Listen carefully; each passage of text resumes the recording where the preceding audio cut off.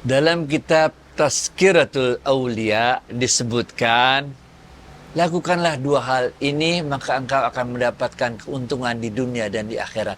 Yang pertama, selalu berzikir kepada Allah di dalam hatimu dan dalam pikiranmu. Dan yang kedua, selalu berprasangka baik kepada Allah. Gitu, Bit.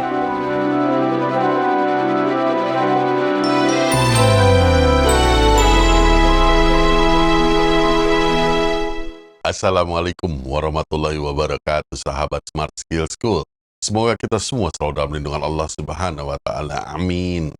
Sahabat, alhamdulillah kita bisa berjumpa lagi. Yuk kita langsung sapa Ustadz kita, Ustadz Aldi Warman Azwar Karim. Ustadz, assalamualaikum, apa kabar? Waalaikumsalam warahmatullahi wabarakatuh. Sehat, berkah, bahagia selalu ya Allah. Amin. Amin, alhamdulillah Ustadz. Nah, ini ada sahabat yang bertanya di kolom komen Ustadz mengenai zikir dalam hati. Pertanyaan beliau adalah, apa yang harus dibaca atau adakah lafaz tertentu yang dibaca ketika berzikir dalam hati itu Ustadz? Masya Allah. Sebetulnya apa aja terserah. Tergantung kita maunya apa. Yang penting kita selalu memulai sesuatu dengan bacaan Bismillah. Kalau kita selesai melakukan suatu pekerjaan yang baik, kita bilang Alhamdulillah. Kalau ada sesuatu, kita bilang Masya Allah, Subhanallah, Astaghfirullah, La ilaha illallah. Semua. Yang paling penting adalah kita selalu mengingat Allah di dalam hati kita. Selalu berzikir, mengingat Allah dalam hati kita dan juga dalam pikiran kita. Sehingga pikiran kita selalu dipenuhi dengan ingatan-ingatan kita kepada Allah. Dan juga hati kita selalu berzikir, mengingat Allah.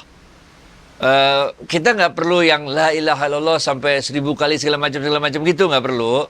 Tapi ini aja, buat target aja lah, tiap 5 menit Allah, tiap 5 menit Bismillah, tiap 5 menit, sehingga dalam satu hari itu kita selalu paling nggak mengingat Allah. Kalau namanya juga latihan, bener nggak?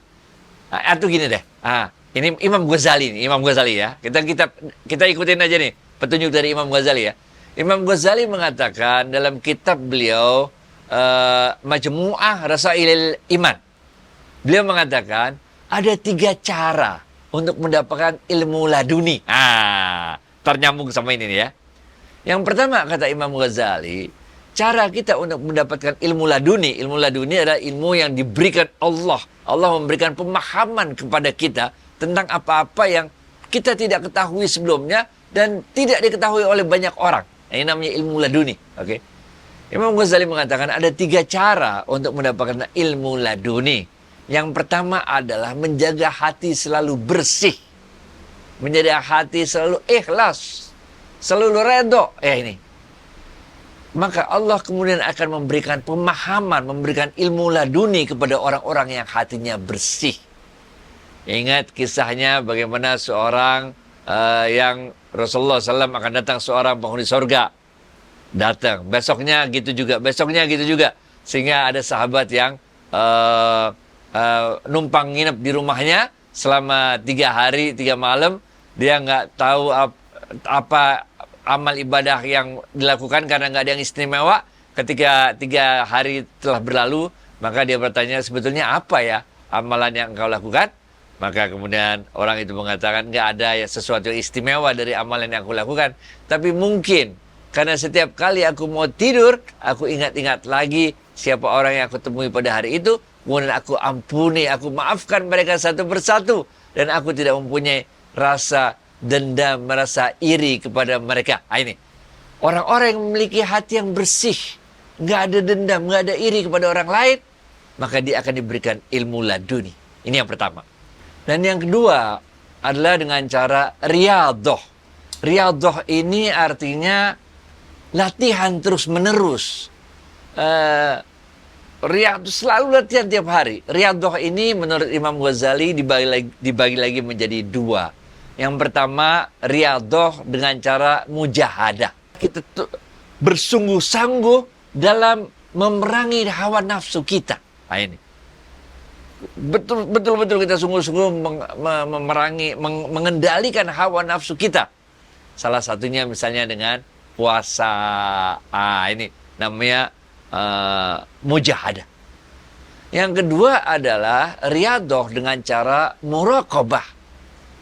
Nah, ini artinya muraqabah ini kita selalu merasa diawasi oleh Allah. Rasulullah SAW mengatakan, beribadahlah engkau kepada Allah seakan-akan engkau melihat Allah. Kalau engkau tidak sanggup, maka seakan-akan engkau selalu merasa dilihat oleh Allah. Kita merasa selalu diawasi oleh Allah. Tidak ada tempat bagi kita yang aman dari pengawasan Allah. Mau buat maksiat di mana? Benar gak? Nah, ini cara yang kedua, cara riyadhah. Kita selalu berusaha berlatih untuk melakukan dua hal tadi, yaitu mujahadah. Betul-betul kita berusaha untuk memerangi, mengendalikan hawa nafsu kita. Misalnya salah satunya dengan puasa. Dan yang kedua, muraqabah, yaitu kita selalu merasa diawasi oleh Allah. Dan cara yang ketiga, menurut Imam Ghazali, dengan cara tafakur. Kita berpikir, ini ada hadisnya, Rasulullah SAW mengatakan, berpikirlah tentang ciptaan-ciptaanku, kata Allah. Dan jangan engkau berpikir tentang zatku. Karena sesungguhnya kalian tidak akan pernah bisa, tidak akan pernah mampu untuk berpikir tentang zatku. Nah, ini cara yang ketiga. Jadi cara yang ketiga ini, kita selalu melihat segala sesuatu, kebesaran Allah di sekeliling kita dalam fenomena yang terjadi. Fenomena musibah bencana alam, fenomena tentang kejadian orang bisa sukses, kaya raya, kemudian dia sombong, kemudian dia jatuh, bangun. Semua fenomena bagaimana Allah menciptakan kita berjodoh-jodohan dan sebagainya. Nah, ini cara yang ketiga, yaitu dengan cara selalu melihat segala sesuatu, fenomena yang terjadi dalam kehidupan ini, dan memahami itu semua sebagai bentuk kebesaran Allah, ciptaan-ciptaan Allah, dan kita tidak boleh memikirkan tentang zatnya Allah. Orang-orang yang mendapat ilmu laduni melalui tiga cara itu, pertama anugerah, kedua riyadhah, dan yang ketiga kita tafakur, maka dia akan mendapatkan ilmu mukasyafah. Dia akan diberikan rahasia-rahasia ilmu oleh Allah, sehingga dia tabir penghalang kita dengan Allah hilang. Sehingga kita bisa lebih memahami siapa itu Allah. Kita lebih bisa memahami bagaimana Allah mengatur ini semua. Nah, ini adanya di dalam kitab Ihya Ulumuddin, juga ditulis oleh Imam Ghazali, bab 1, juz 1, oke? Imam Ghazali mengatakan, siapa-siapa yang tidak dapat memahami ilmu mukasyafah ini, maka dikhawatirkan dia akan su'ul khotimah. Dia akan mengakhiri hidupnya dengan akhir yang buruk. Karena dia tidak memahami siapa itu Allah. Dia tidak memahami bagaimana kebesaran-kebesaran Allah melingkupi kehidupan kita. Imam Ghazali kemudian melanjutkan, masih dalam kitab Ihya Ulumuddin ya, serendah-rendah ilmu mukasyafah ini adalah tasdik, yaitu membenarkan. Dan yang kedua, taslim, yaitu menyerahkan kepada yang ahlinya. Nah, ini serendah-rendahnya ini, ilmu mukasyafah. Imam Ghazali kemudian mengatakan, ada dua sifat yang akan menghalangi orang untuk mendapatkan ilmu mukasyafah ini. Dua. Yang pertama adalah bid'ah. Dan yang kedua adalah sombong. Nah, kita perlu kasih penjelasan sedikit di sini. Bid'ah yang dimaksud oleh Imam Ghazali ini adalah bid'ah dalam artian menambah-nambah, membuat satu hal yang baru dalam ibadah-ibadah mahdhah kita yang tidak pernah diajarkan oleh Rasulullah SAW. Nah ini, misalnya sholat subuh ente buat jadi 3 rakaat gitu. Misalnya sholat isya ente bikin jadi 8 rakaat gitu. Misalnya apalah pokoknya yang ente buat naik haji pindah ke mana bukan ke Mekah tapi gimana? Yang dimaksud bid'ah itu yaitu bid'ah yang menempatkan diri kita seakan-akan kita mendapat wahyu dari Allah sehingga kita merasa berhak untuk merubah apa-apa yang telah disampaikan oleh Rasulullah SAW kepada diri kita. Oke, pengertiannya gitu ya.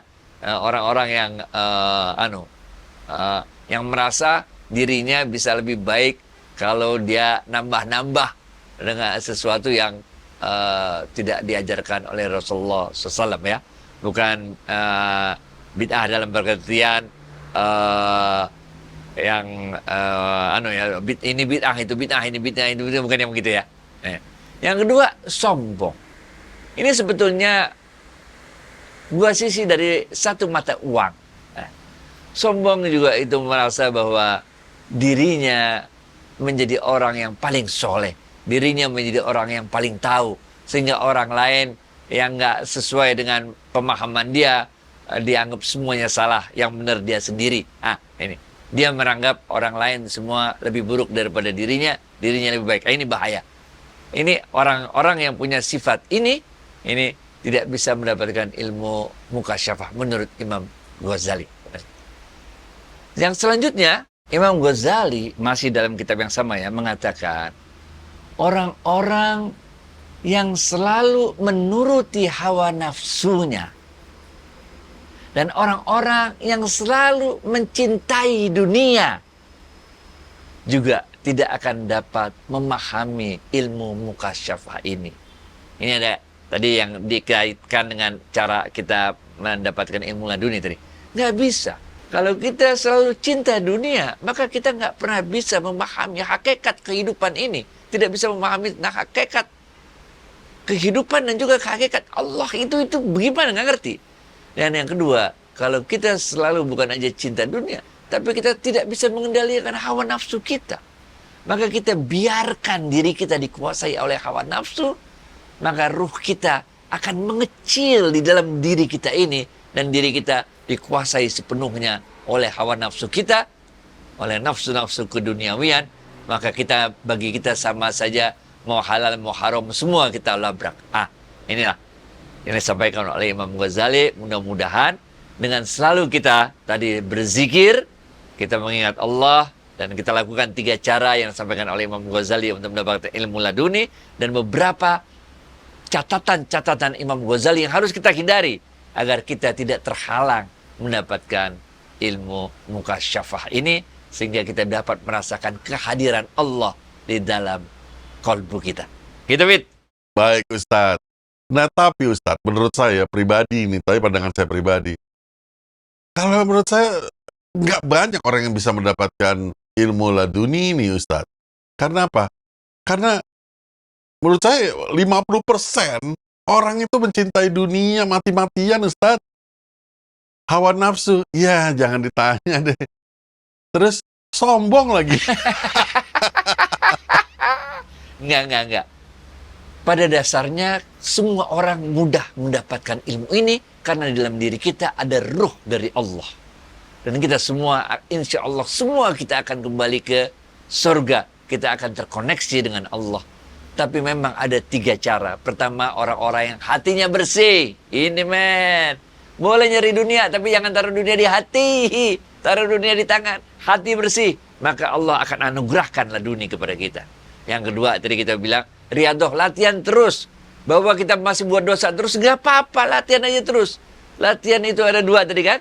Bagaimana cara kita mengendalikan hawa nafsu kita, dan kita juga latihan kita selalu diawasi oleh Allah. Dan yang ketiga, kita selalu berpikir tentang kebesaran-kebesaran Allah, ciptaan-ciptaan Allah. Insya Allah, gampang-gampang. Yang penting dijalanin. Kalau dijalanin, nanti Allah akan bukakan. Dalam sebuah diskusi Allah berfirman, amalkan apa yang kau ketahui, niscaya akan aku beritahu apa yang tidak engkau ketahui. Ilmu yang tidak diamalkan, maka ilmu itu sama sekali tidak akan berguna untuk kita. Gitu, Fit. Baik, Ustadz, insya Allah kita amalkan ajaran-ajaran tersebut. Dan buat sahabat yang masih bimbang dan ragu dalam pelajaran hari ini, mohon tanyakan pada alim ulama di sekitar Anda atau tulis di kolom komen. Ustadz, terima kasih atas waktu dan tausiahnya. Assalamualaikum warahmatullahi wabarakatuh. Waalaikumsalam warahmatullahi wabarakatuh.